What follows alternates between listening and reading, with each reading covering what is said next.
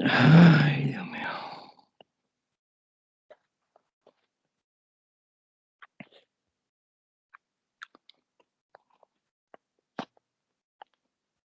Ya,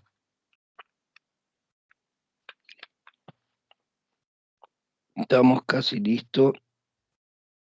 Hoy vamos a dar un gran avance a esto, a ver si podemos dejar listo hasta sonido, pero a ver si podemos cumplir con el programa. Voy a compartir entonces.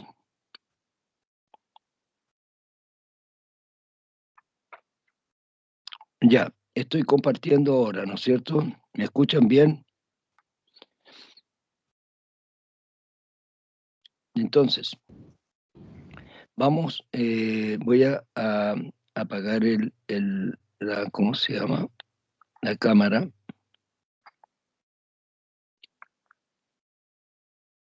Ya. Clasificación de las ondas. Tenemos, según el medio de propagación, según la dirección de oscilación de las partículas, de cómo están oscilando, y según el sentido de propagación. Eh, Según la clasificación, según el medio de propagación, pueden existir ondas mecánicas y electromagnéticas. Las ondas mecánicas, como lo vamos a ver, necesitan de un medio para transmitirse las ondas, un medio físico, un medio material. En cambio, las ondas electromagnéticas se pueden propagar, además de en un medio físico, se pueden propagar en el vacío. De acuerdo a la forma como oscilan las partículas, vamos a tener ondas longitudinales y ondas transversales. Las longitudinales, como lo vamos a ver un poco más adelante, las partículas oscilan en la misma dirección de donde se propagan las ondas. Y las transversales, mientras la onda se desplaza, por ejemplo, en el eje X, las partículas se desplazan en el eje Y. O sea, las partículas están en forma transversal a cómo se propaga la onda refiriéndose a la velocidad. Después tenemos sentido de propagación. Hay ondas viajeras, ¿no es cierto? Y ondas estacionarias.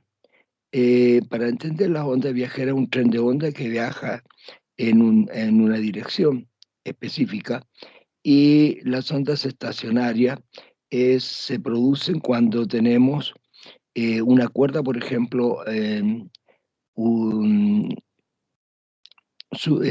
a ver, una cuerda, como podríamos decir, que tiene los extremos fijos. Y nosotros hacemos vibrar esa cuerda o un elástico y estas se propagan ahí mismo, pero en un espacio confinado. De manera de que esta sería la clasificación que nosotros podríamos dar de las ondas. Aquí está, a ver, apareció esto. Ya. De acuerdo al medio de propagación, estas ondas mecánicas que requieren de un medio material para propagarse. En cambio, las ondas electromagnéticas lo hacen en el vacío y en materiales, como aquellos materiales que son transparentes. Por ejemplo, la luz se puede propagar en el vidrio, que es un medio material. De acuerdo al modo como vibran las partículas, ¿no es cierto? Puede ser que las partículas estén oscilando en forma transversal, como en una cuerda, donde la onda se propaga en el eje horizontal y las partículas se propagan en el eje vertical. O sea, las partículas oscilan en este eje mientras las ondas se propagan perpendiculares a ella. El ejemplo más característico es como un resorte, ¿no es cierto?, en el cual lo comprimimos en una parte y después lo soltamos y esta compresión se propaga en todo el resorte. Y lo que ocurre con cada uno de estos anillos es que genera una oscilación en esa dirección, en la misma dirección donde la onda se propaga hacia la derecha. Así que las partículas oscilan allí. Yo voy a mostrar un ejemplo cómo se propagan estas ondas longitudinales a través de péndulos. Entonces, veamos acá, las partículas vibran en la misma dirección de propagación de la onda. Esto ocurre cuando pulsamos un resorte como la figura que le acabo de explicar, donde se producen regiones de mayor compresión. Estas regiones de acá son de mayor compresión, y otras donde hay menor compresión, que se llaman regiones de rarefacción, que es lo que está explicado acá. Las partículas en la rarefacción se ven que están más separadas. Y las ondas transversales que les explicaba recién, las partículas vibran perpendicular. Perpendicular, esto es importante considerarlo, a la dirección de propagación. Mientras las partículas vibran en el eje vertical, la onda se propaga en el horizontal. Una onda electromagnética es una onda transversal, pero está compuesta por un campo eléctrico y un campo magnético, donde el campo eléctrico oscila en un plano, es decir, parte desde un pequeño campo hasta llegar a un máximo valor, después disminuye el campo y después cambia de dirección en el color azul, lo estamos viendo, llegando a un máximo, a un mínimo, y luego vuelve a cambiar nuevamente el sentido del campo eléctrico hacia arriba. Entre dos crestas de onda, ya habíamos hablado, a eso le llamamos longitud de onda. Por tanto, la velocidad es en este sentido de este eje, que es este eje bastante grande, es donde se propaga la onda. Pero junto con el campo eléctrico existe un campo magnético perpendicular al campo eléctrico. De manera que también ese campo magnético oscila, llegando a un máximo valor, después a un mínimo valor, y luego cambia de dirección el campo magnético para hacerse de pequeño hasta un máximo y después nuevamente a un mínimo, y cambia de dirección al igual que lo hace el campo eléctrico. Así que por esto que esta onda nosotros le llamamos onda electromagnética, que está compuesta por un campo eléctrico y uno magnético, y que oscilan perpendiculares en planos perpendiculares. Es bien interesante, son de longitud de onda más pequeña. Tanto el campo eléctrico como el magnético se propagan como ondas transversales, es decir, son vectores que alcanzan su máxima longitud y luego decrecen hasta ser nulo y posteriormente cambian de dirección. La dirección de propagación es perpendicular a ambos. Claro que sí, la velocidad, si ustedes miran acá, la velocidad esta es perpendicular al campo eléctrico, pero también es perpendicular al campo magnético. Bueno, de eso se trata la onda electromagnética, y entre ellas está la luz. De acuerdo al sentido de propagación, según la clasificación que habíamos visto, tenemos ondas viajeras que se propagan en un sentido único. Podría, por ejemplo, considerar una cuerda, ¿no es cierto?, que la empezamos a batir, y estas ondas se propagan en la cuerda en un sentido específico. Sin embargo, a estas ondas viajeras debemos considerar estas ondas que se llaman estacionarias, aquella que tiene dos puntos fijos, ¿no es cierto?, y está vibrando. Aquí hay una fotografía que le han sacado de manera de que una cuerda que está vibrando genera una onda que va en ese sentido y luego se regresa desfasándose 180 grados, y viene la onda de regreso por el otro lado. Profesor, Dígame. ¿Esta guía que usted está viendo la ha subido a algún lado o solo la tiene Sí, pues, usted? sí, sí, sí, sí, sí. Esto, ¿Por dónde? eh, yo la subí al Moodle, me parece, y al Team. Me parece que al Moodle la había colocado. Si Ah, y no, la que... voy a colocar hoy día mismo. Estoy un poco complicado Ah, para subirla, porque incluso tengo que corregir unos trabajos para hoy día en la tarde. Así es que estoy pensando en el laboratorio que íbamos a hacer hoy día en la tarde, lo voy a suspender, eh, porque estoy extremadamente complicado con una situación de unas notas de unos alumnos que están dando examen. Así que no, esto sí se lo prometo que lo voy a subir. A bien, lo mejor profesor. al término de la clase. Bueno, muchas Y gracias. ya, ok. Ya, entonces acá estas ondas estacionarias tienen una particularidad. Estos puntos de acá son fijos, ¿no es cierto? Y se llaman nodos. Es interesante porque aquí van a aparecer unas ondas que se llaman armónicos. Y esto tiene mucho que ver con el sonido, a veces. Fenómenos ondulatorios. Eh, es importante entonces, por otro lado, no solamente la clasificación, sino que vamos a ver qué características tienen los fenómenos ondulatorios. Y esto lo presentan porque nosotros caminamos a estudiar el sonido, pero esto lo presentan todas las ondas electromagnéticas, el sonido, etcétera, ondas mecánicas y transversales. La reflexión.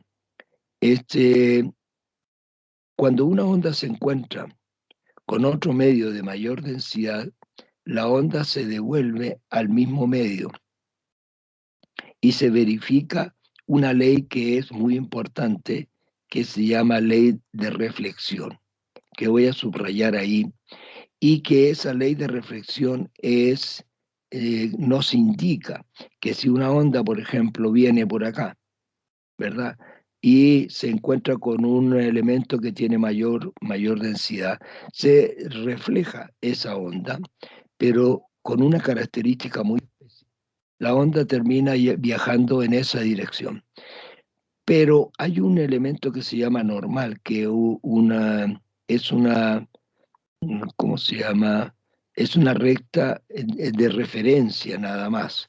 No significa que esta superficie tiene una normal ahí y no, o sea, nosotros la vamos a suponer de que es una perpendicular, una recta perpendicular. Y respecto a esa recta perpendicular, el ángulo con que incide es igual al ángulo con que se refleja. Por lo tanto, esa ley de reflexión es muy interesante para lo que es óptica, ¿no es cierto? Y para las ondas en general. Pero en óptica, cuando veamos algo al respecto, voy a retomar el tema. Dice, el ángulo de incidencia es igual al ángulo de reflexión. Ambos, ambos medios respecto a una recta imaginaria llamada normal. Esta recta, ¿no es cierto? Nosotros la imaginamos que está ahí, hermano.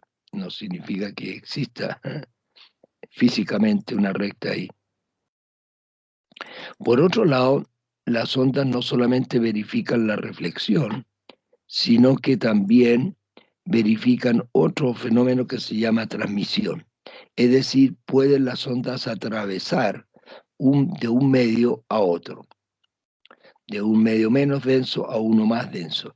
Se produce cuando una onda pasa a otro medio material que permite el ingreso, obviamente, de las ondas. En este proceso, la frecuencia, y aquí lo puse con color negro, la frecuencia de la onda lo voy a subrayar.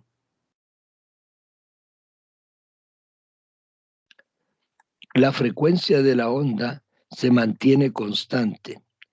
¿Por qué razón? Porque no depende de los medios, la frecuencia de la onda, sino que depende del elemento que provoca la perturbación. Así que si yo tengo una fuente luminosa, por ejemplo, o una fuente sonora, la frecuencia depende de la fuente que está provocando eso. Y esa frecuencia, cuando pasa de un medio a otro, esa frecuencia se mantiene constante. Sin embargo, cuando pasa de un medio a otro, fíjense ustedes, acá tenemos una velocidad v1 en el medio 1 y una velocidad de 2 en el medio 2. Es decir, cuando la onda pasa de un medio a otro, cambia su velocidad. Pero como la frecuencia no cambia y cambia la velocidad, entonces tiene que cambiar la longitud de onda. A ver, en efecto, me voy a salir brevemente de esto para explicar esta cosa que...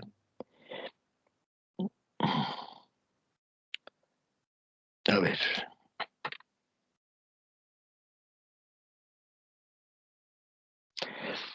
Nosotros habíamos llegado de que la velocidad es igual al producto de la lambda por la frecuencia. Por lo tanto, si una onda al pasar de un medio a otro, en un medio 1 tiene una velocidad v1, va a tener una longitud de onda lambda 1. Y si pasa a otro medio y cambia su velocidad a una velocidad v2, como la frecuencia se mantiene constante, este debería ser lambda 2. Entonces quiere decir que como la frecuencia es constante, lo que ocurre es que cambia cuando una onda pasa de un medio a otro, como no cambia la frecuencia, ¿verdad? Y obviamente cambia la velocidad, lo que tiene que cambiar entonces es necesariamente la longitud de onda. Así, dada esa explicación, es que nosotros podemos decir de que si en este medio, ¿no es cierto?, viaja con una velocidad y pasa al otro medio y cambia la velocidad, como la frecuencia no cambia, cambia la longitud de onda. Por eso que acá tenemos una lambda 1 y acá tenemos un lambda 2.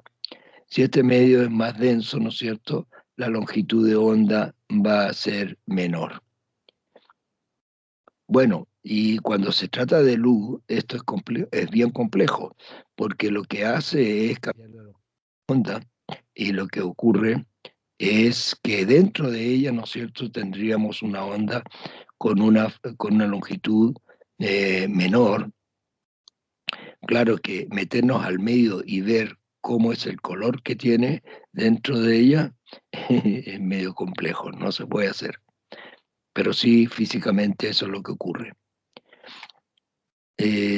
¿Por qué razón? Cuando una onda cambia su longitud de onda, lo que cambia es el color. Supongamos en el caso de la luz. Si era de color rojo, ¿no es cierto? Y, y pasa al interior, a lo mejor va a ponerse de color amarillo o rosado, no sé, pero cercano al rojo. Bueno, de esa manera entonces hay que tener en cuenta de que al transmitirse la onda, lo que se mantiene constante es la frecuencia que debemos saber. Absorción.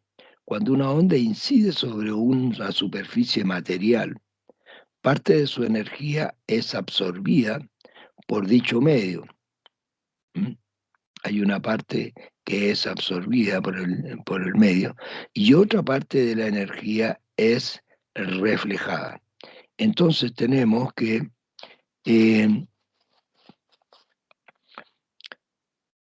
generalmente dice cuando la parte absorbida y dice provocando por lo general un aumento de la temperatura. Es decir, si esta energía que llega acá a esta superficie, no es verdad, va a interactuar. Si se trata de fotones de luz, van a interactuar con estos elementos, con los átomos de esta superficie, y lo que va a ocurrir va a variar su temperatura. Entonces va a haber una parte reflejada y otra transmitida. una onda con la misma frecuencia de la onda y ambas con la misma frecuencia de la onda incidente, pero con una menor energía, es decir, menor amplitud.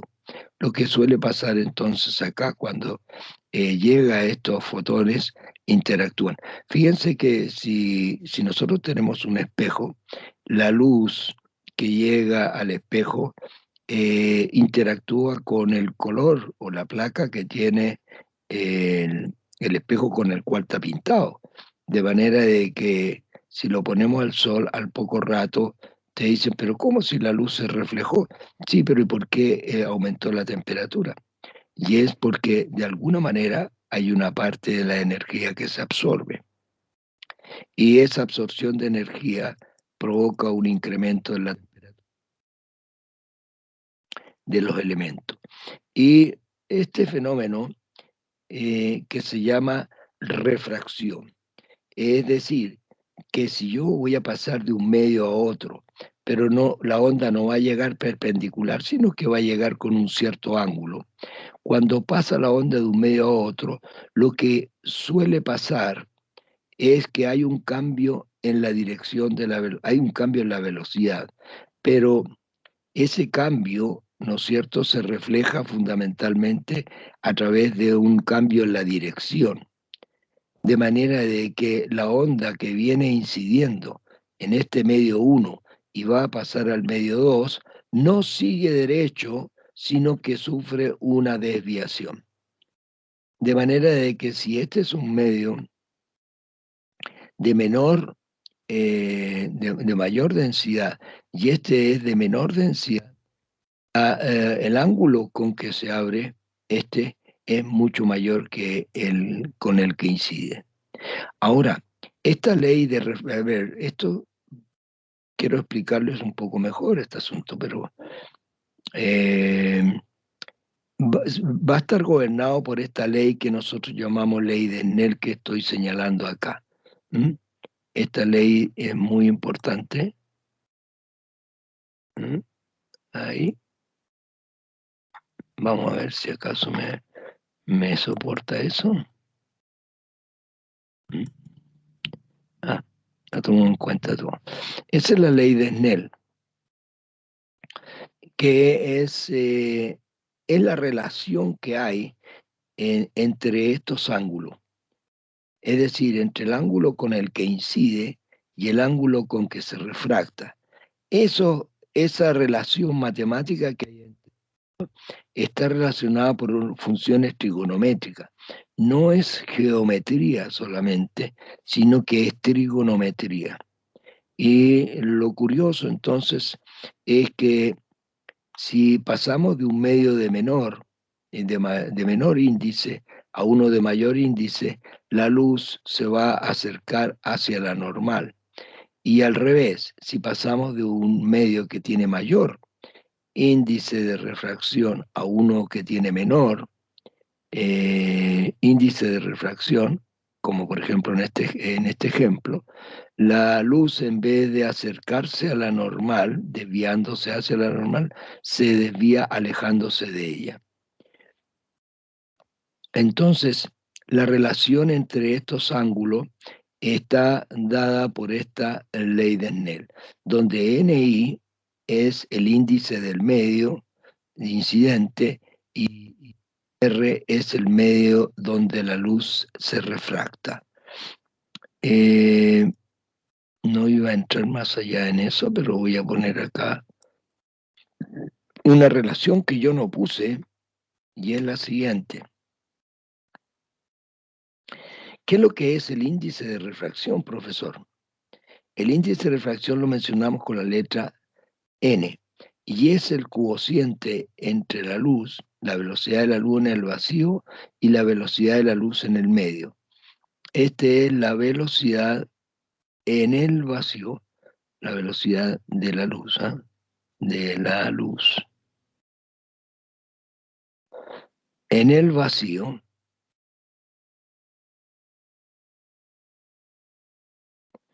y el de abajo es la velocidad que tiene en el medio transparente.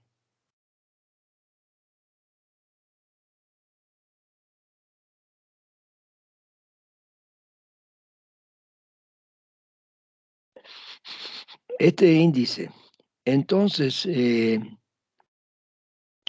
si yo estoy en el vacío y la velocidad de la luz en el vacío es igual que la del medio transparente, quiere decir entonces que si este vale 3 por 10 elevado a 8 metros por segundo o 300.000 kilómetros por segundo, la velocidad en el vacío debería ser también 300.000 kilómetros por segundo.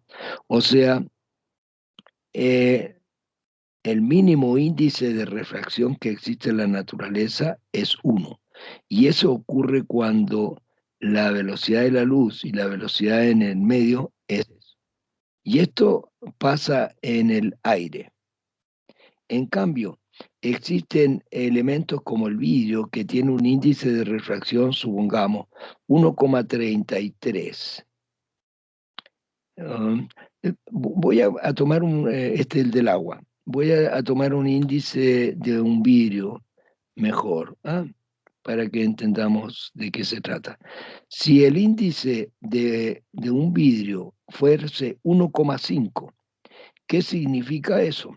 Significa que la velocidad de la luz en el vacío es 3 por 10 elevado a 8 metros por segundo. O si ustedes quieren, 300.000 kilómetros por segundo. Voy a escribirlo también así. 300.000 kilómetros por segundo. Y eso partido por la velocidad v. Entonces ustedes dicen, bueno, ¿y qué significa eso? Esta velocidad, si yo la despejo, la paso para allá multiplicando y el 1,5 dividiendo, me va a quedar que la velocidad en ese vidrio es de 300.000 dividido por 1,5. Si alguien tiene una calculadora, aquí yo tengo una, voy a ver el tiro, sería 300.000 dividido por 1,5, 200.000 kilómetros por segundo. O sea, en ese vidrio la luz viaja a 200.000 kilómetros por segundo. Por lo tanto, ninguna luz va a viajar a una velocidad que sea mayor que la velocidad máxima de la luz, que es c. Entonces, un rayo luminoso entra a un medio transparente, inmediatamente su velocidad, esta velocidad v, es menor.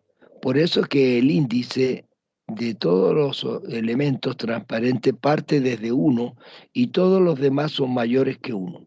No existe un elemento que tenga un índice menor que 1. Bueno, ¿por qué esto es importante? Porque resulta de que la ley de Snell tiene un índice, el medio incidente, y un índice, el medio donde se refracta.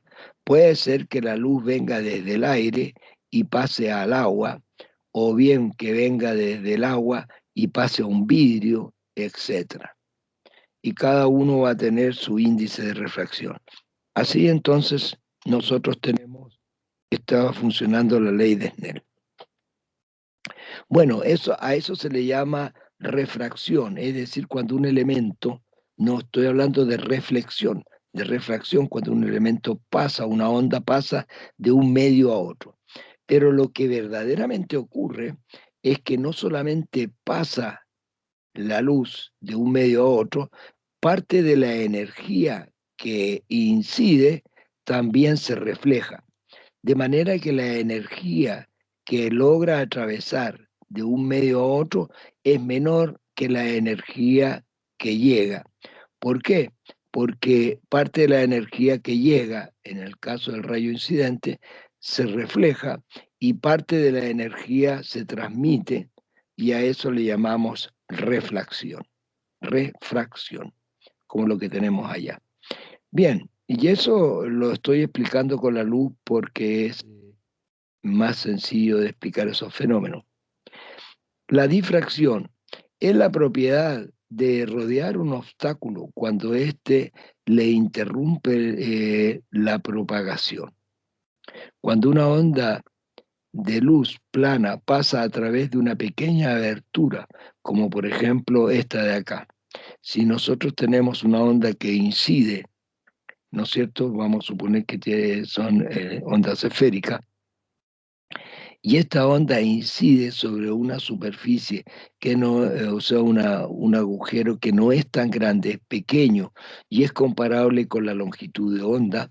Lo que ocurre con la onda, ¿no es cierto?, es que se difracta, es decir, sufre desviación en todas las direcciones. Y esto está explicado a través de esta situación. Pero también no solamente la difracción la vamos a encontrar acá, lo vamos a ver un poco más adelante. También ocurre en los bordes. Es decir, si una onda ya encuentra un borde de un objeto, lo que hace la onda es, cuando llega al borde, también se desvía, rodea al borde. Sufre una desviación en los bordes y a través de un agujero. Existen elementos que se llaman redes de difracción, ¿ah? Y que permiten, ¿no es cierto?, de alguna manera descomponer la luz. Bueno, esto es para una clase de óptica propiamente tal. Acá estamos dándonos una idea de tipo general. Entonces, hay dos casos en los cuales hay difracción: cuando pasa a través de una rendija y también cuando pasa a través de un borde, donde rodea al borde. Por ejemplo, a veces uno entra a un subterráneo y las ondas se pueden curvar en las paredes, en las ventanas de las habitaciones, y así pueden entrar y cubrir todas las habitaciones de una casa, porque en las paredes y en las ventanas y en los bordes las ondas sufren una desviación. ¿Mm? Y esa difracción nos permite, ¿no es cierto?, que tengamos ondas en distintas partes de nuestra casa. En cambio, los subterráneos, ¿qué es lo que les iba a decir? A veces se pierden las ondas de radio, por ejemplo, y que son ondas electromagnéticas, y que resulta de que ya sufren de difracción, se absorben en las paredes, etc. Y simplemente la radio, la antena no es capaz de percibir esas ondas. Bueno, otro fenómeno que presentan las ondas es la interferencia. Y hay una interferencia constructiva y una interferencia destructiva. El fenómeno de la interferencia significa que las ondas se suman, las amplitudes. Si estas ondas están en fase, por ejemplo, el máximo pic de una onda coincide con el máximo pic de la otra onda, estas ondas se refuerzan al encontrarse estas ondas en el espacio y provocan una onda que tiene mayor amplitud. Sin embargo, a esa interferencia que le llamamos constructiva, se opone una interferencia destructiva, que es cuando una onda que está viajando en una dirección y se encuentra con otra onda, vamos a suponer que tiene la misma frecuencia, las mismas características, pero se encuentra desfasada.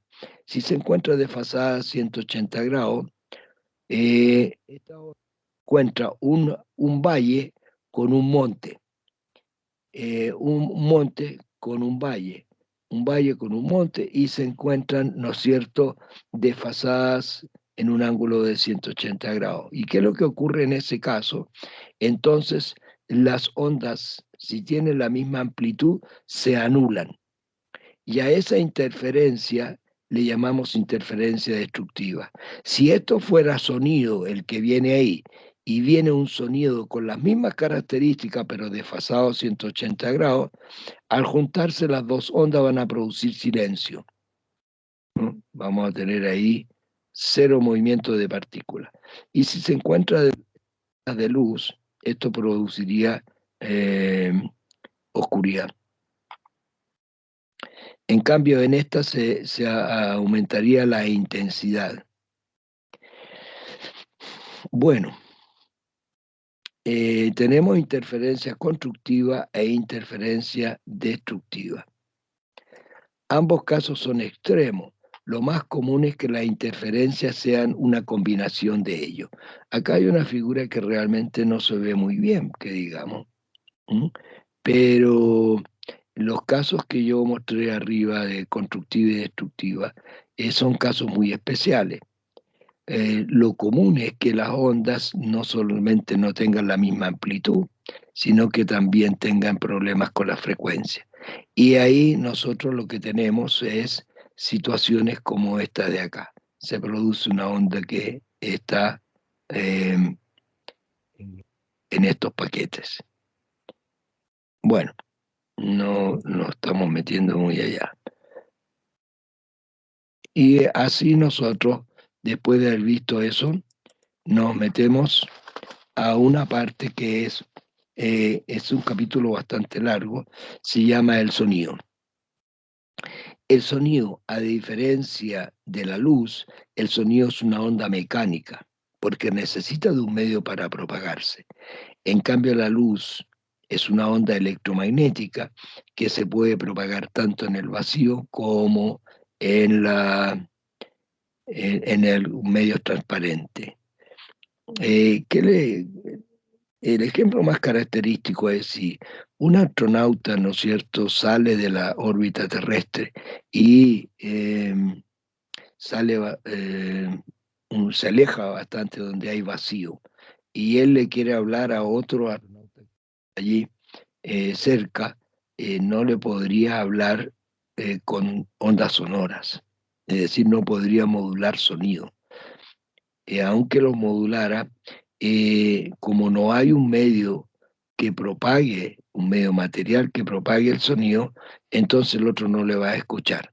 La única manera que tienen de comunicarse ambos es a través de ondas de radio, porque son ondas electromagnéticas y se propagan en el vacío. Así que ellos tendrían que comunicarse a través de ondas electromagnéticas. El sonido no se va a propagar allí porque no existe un medio que lo propague. El sonido es una transmisión de una perturbación material y se puede representar como un pulso longitudinal. Los seres vivos captan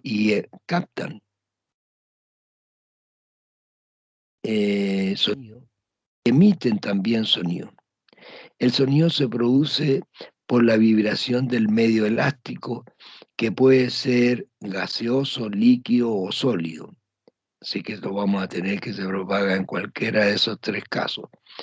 Cuando esa vibración tiene una frecuencia que se encuentra dentro del rango del espectro audible para un ser vivo, aquella energía se interpreta como un sonido. A lo mejor hay sonidos que nosotros no vamos a poder percibir, ¿sí? Y que son los ultrasonidos y los infra, ¿no es cierto? De manera de que están por debajo de nuestro espectro audible, como vamos a ver más adelante.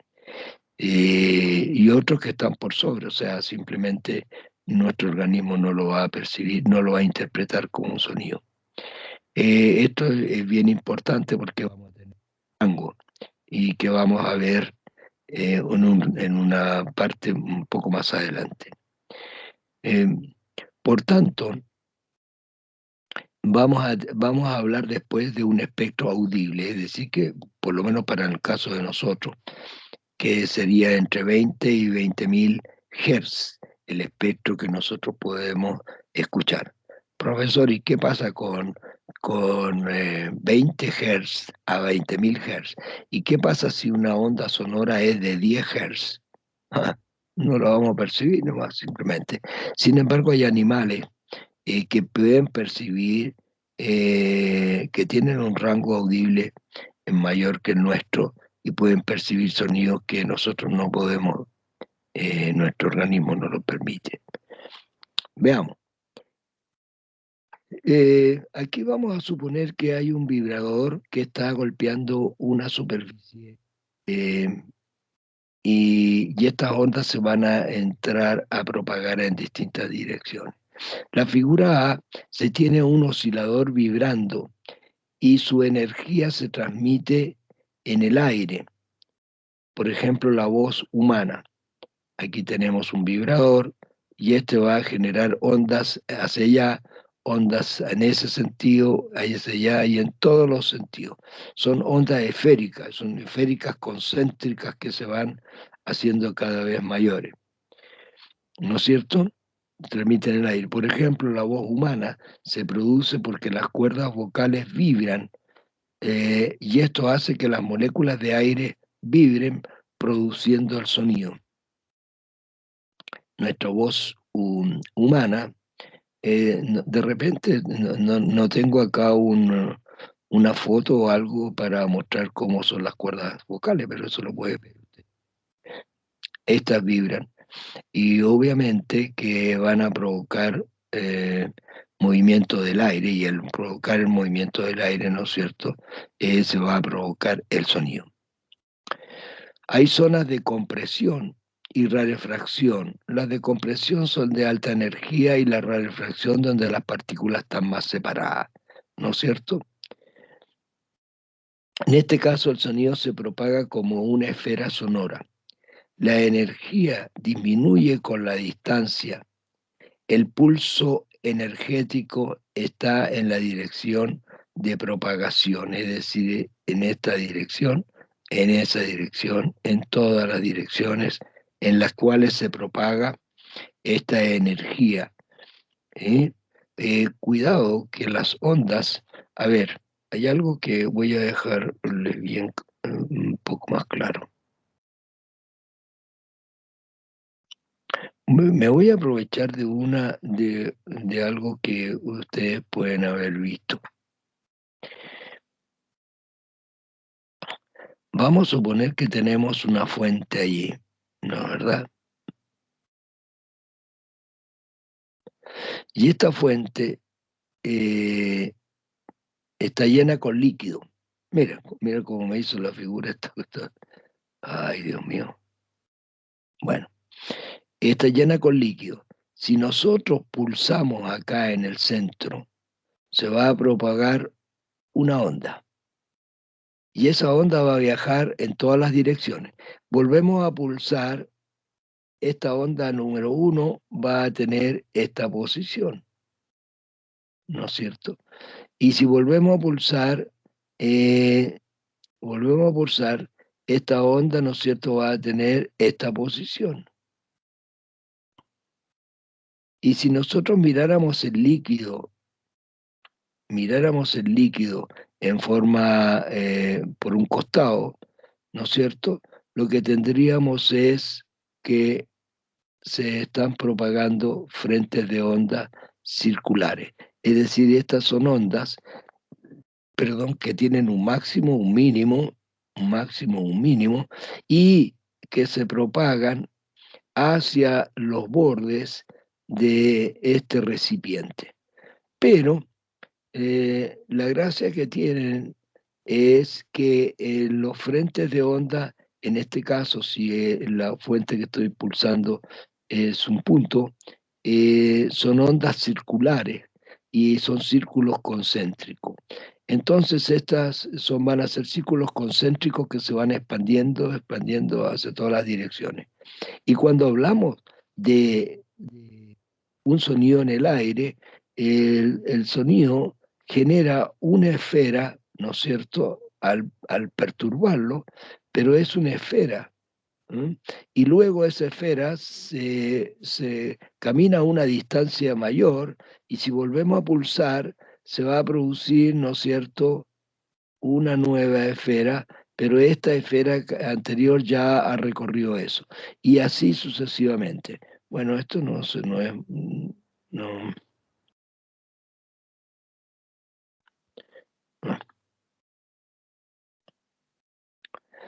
Eh, ya, la idea es esa, es de que son esferas concéntrica. No es fácil dibujar una esfera acá, pero la podemos imaginar. En cambio aquí es en una superficie que se propaga. Pero ustedes ven acá un frente de onda curvo, es decir, de onda circular. Todo esto es un frente de onda. Las partículas están en fase, todas las que están allí en ese círculo, tienen la misma frecuencia, tienen las mismas características. ¿Mm? Eh, bueno, eso es un frente de onda. Pero profesor, y no solamente se pueden propagar en círculo, por ejemplo, como en una fuente de esta naturaleza, sino que el sonido se pueden propagar esferas que se van expandiendo cada vez más. Claro, y hay frentes de ondas planos. Por ejemplo, si nosotros miramos una playa, ¿no es cierto? Vamos a tener una onda ahí y que obviamente que es un frente de onda, que es una ola, viene un máximo y abarca toda la playa en la cual estamos. Y después viene otra onda y así sucesivamente. Y estas frentes de onda son frentes de onda plano. O sea, esto que nosotros vemos acá, ¿no es verdad? Ya no serían circular, sino que serían frentes de onda de esa naturaleza. No, ahí habría que entrar a imaginar eso. Y curiosamente, no hay transporte de materia. Bueno, yo eso ya se los había explicado ya, ¿no es cierto? Vamos a suponer que viene una ola ahí. Viene una ola ahí. Y hay un, un pajarito acostado en el agua. Entonces, ¿qué es lo que viene? La onda no lo va a llevar a la playa, sino que lo que va a hacer cuando llegue la onda, lo alcance a este pajarito que está allí, lo va a hacer subir y lo va a hacer bajar, pero lo va a hacer una cosa así, media helicoidal hacia adelante. Por esa razón de que algunas personas se marean cuando están en la playa, porque cuando van un tren de onda, es decir, no solamente una ola, sino que vienen varias olas juntas, en cada una de ellas lo sube, a la vez lo tira un poco hacia adelante y después lo baja al mínimo, después lo sube y después lo baja. Entonces tienen un movimiento de esa naturaleza. Bueno, eso no está en las cosas que teníamos que ver. Estábamos hablando ahora del sonido, que hay zonas que se comprime de alta energía y otras de baja energía. ¿Mm? La figura, dice la figura B,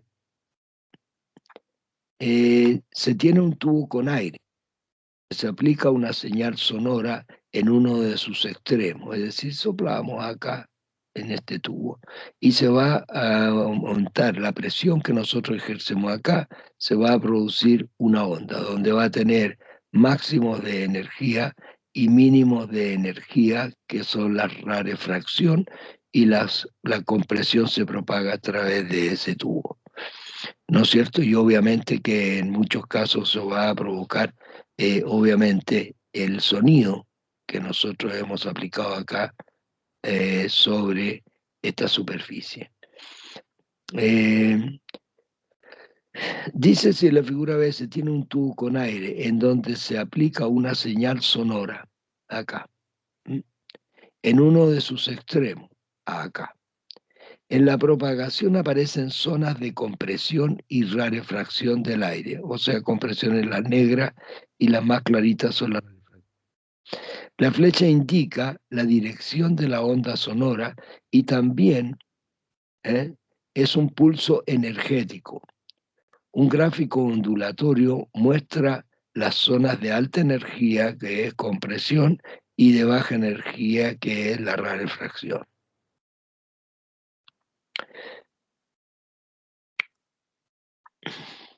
La figura C, que es esta que nosotros tenemos acá, dice, una piedra es lanzada al centro de un estanque con agua. Aparecen dos movimientos ondulatorios, ondas mecánicas en el agua visibles como elevaciones y descensos de la superficie, que ya lo habíamos hablado, se propagan en círculos concéntricos, que se van expandiendo estos círculos. El pulso es una onda transversal, es decir, las partículas perpendicular a la dirección de propagación. La velocidad es lenta, de algunos metros por segundo. Segundo, las ondas sonoras son invisibles. La energía se propaga por compresión y descompresión de zonas líquidas. Por lo tanto, acá vamos a tener que se van a producir ondas en la superficie, pero se va a producir sonido que viaja en todas las direcciones por el interior de este líquido. La velocidad en el agua es del orden de los 1500 metros por segundo. En cambio, el sonido en el aire es de aproximadamente entre 341, 340, 343, depende de la temperatura. Y vamos a ver después que el sonido se puede calcular su velocidad conociendo la temperatura. Se debe tener en cuenta que las ondas longitudinales se pueden propagar en sólidos, líquidos y gases. Y acá voy a subrayar esto. Las ondas longitudinales, como el sonido es una onda longitudinal, se va a propagar en sólido. Claro, podemos propagar el sonido, ¿no es cierto?, en un alambre de acero, en un fierro, etc. Y se pueden propagar en líquido, claro. Se pueden introducir sonido en el agua y el sonido va a viajar en esto. También en los gases, como el aire, el sonido se va a propagar en el aire con una rapidez distinta. Entonces, eso que estamos hablando del sonido, que se puede propagar en los tres medios fundamentales, sólido, líquido y gases, no es así con las transversales, que no se pueden propagar en líquidos y gases.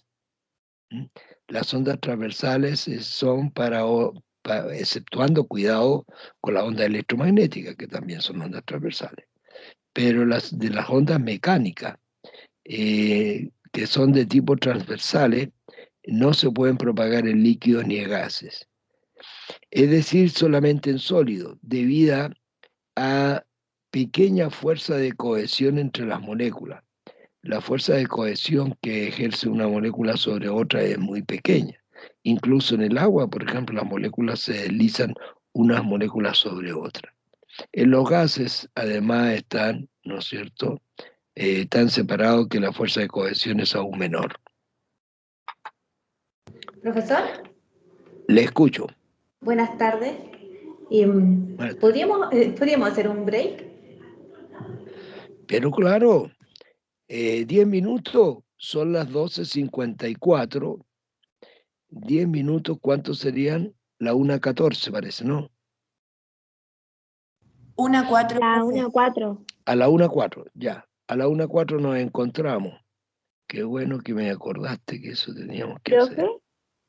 Dígame. Voy a... Durante el break no podría subir la guía porque revisamos con mis compañeros y parece que no la ha subido ni al Moodle ni al Teams. Ya. Entonces, para tenerla por sí. Sí, lo voy a hacer. Lo voy a hacer ahora. Ya, ahora lo voy a hacer. Ok.